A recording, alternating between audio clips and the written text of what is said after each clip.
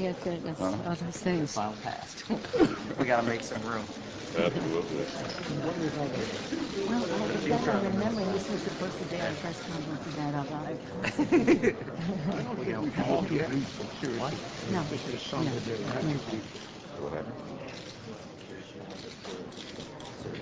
Good afternoon. Thank you all for being here. As we observe the passage of a very serious piece of legislation, we must do so with an eye to the future. We're faced with a situation that had terrible ramifications for everyone on Main Street, but all the attention was on Wall Street. We want to turn that attention, and that was our intent in the legislation.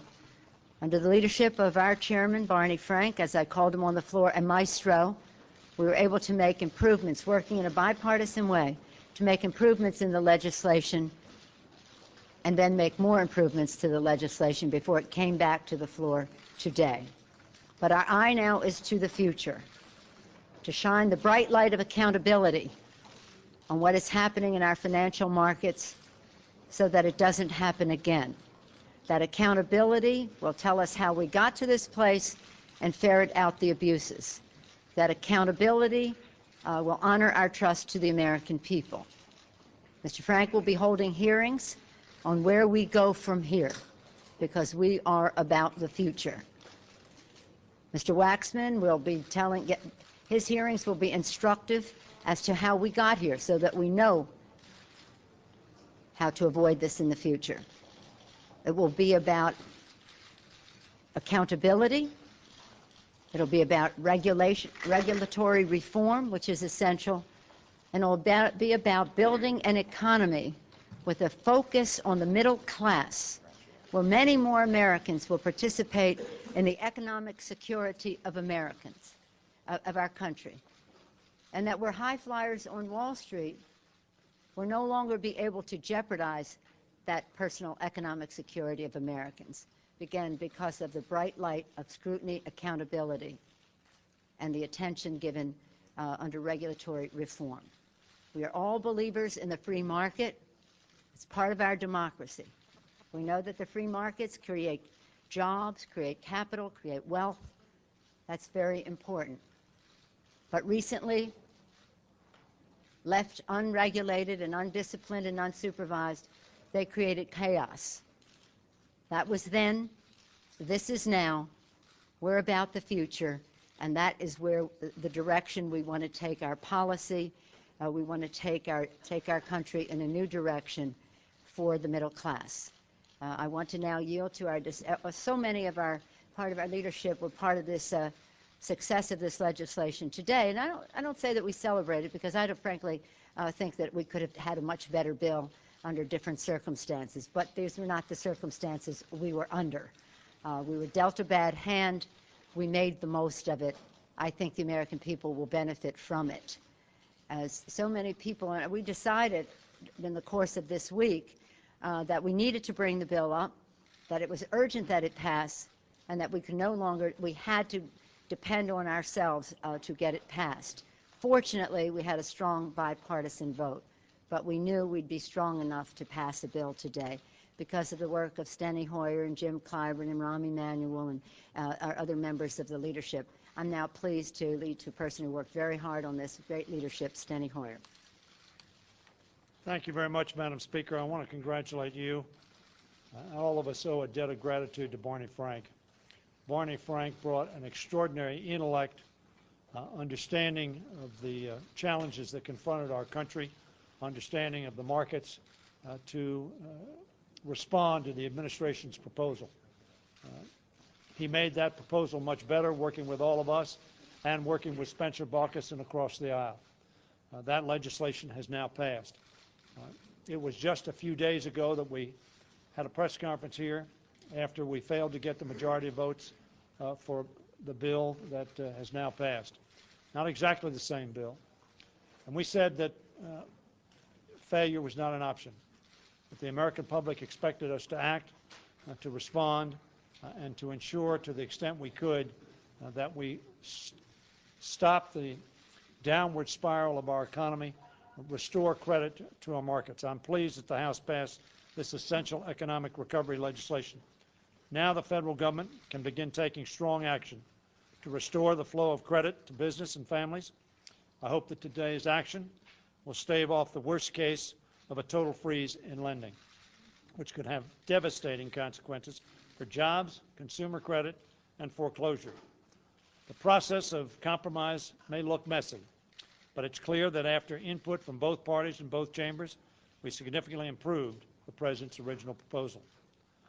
Someone used a good analogy the other day. Right now, he said, our economy is like a heart attack victim. We've just performed emergency surgery, but unless the patient starts eating right and exercising, the problem's coming right back. So now that we've dealt with the immediate emergency, it's time to bring our economy back to full health. That means fiscal responsibility. The Bush administration has piled up record deficits and borrowed more from foreign lenders than the first 42 administrations put together. That fiscal irresponsibility has created a crisis of confidence in our financial system and set a terrible example for businesses and consumers. We intend to end it and start living within our means. Getting back to health means accountability. I'm proud that this Congress passed the most sweeping ethics reform since Watergate to help ensure that government does the people's business, not the special interest bidding. We tend to look to Barney Frank, to Henry Waxman, to Colin Peterson, and to others, to, as we go forward this month, and look at what happened, why it happened, and what we can do to make sure it doesn't happen again and strengthen our economy for all of our people. Madam Speaker, in the final analysis, the reason this bill passed was because of your indefatigable attention to all the members, to the objectives that we sought, and brought our caucus together as you worked across the aisle with Mr. Boehner to make sure that we responded to the crisis that confronts our economy. I'd now like to yield to my friend, the Majority Whip, whose work was largely responsible for the significant vote that we received today, Jim Clyburn of South Carolina. Thank you very much, Leader Hoyer. Today, with a very strong bipartisan vote, I am hopeful that we have done two things. Number one, I am hopeful that we have gone a long way toward restoring confidence in our markets. But number two, I am hopeful that we have restored credibility and confidence in our body politic. We came together in a very strong bipartisan way to deliver this decisive victory for the American people. As I've said before, this bill was presented to us under a misnomer. Bailout is not an inaccurate way to describe this package. With the improvements made by Speaker Pelosi, Barney Frank, Leader Hoyer, Chairman Emanuel, I'll get to him in a minute, John Lawson, Chris Van Hollen, and the consultation with our national leader, Barack Obama, I think that we have come up with an incredible piece of legislation that addresses not just Wall Street, but Broad Street, where all the automobile dealers are located in my hometown. Walker Street, where I grew up. Liberty Street, where the beauty and barber shops are.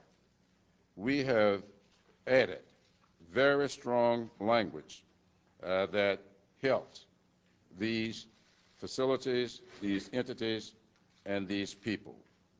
But we've also put limits on golden parachutes, and we have strong foreclosure mitigation, as well as property tax relief that I'm very pleased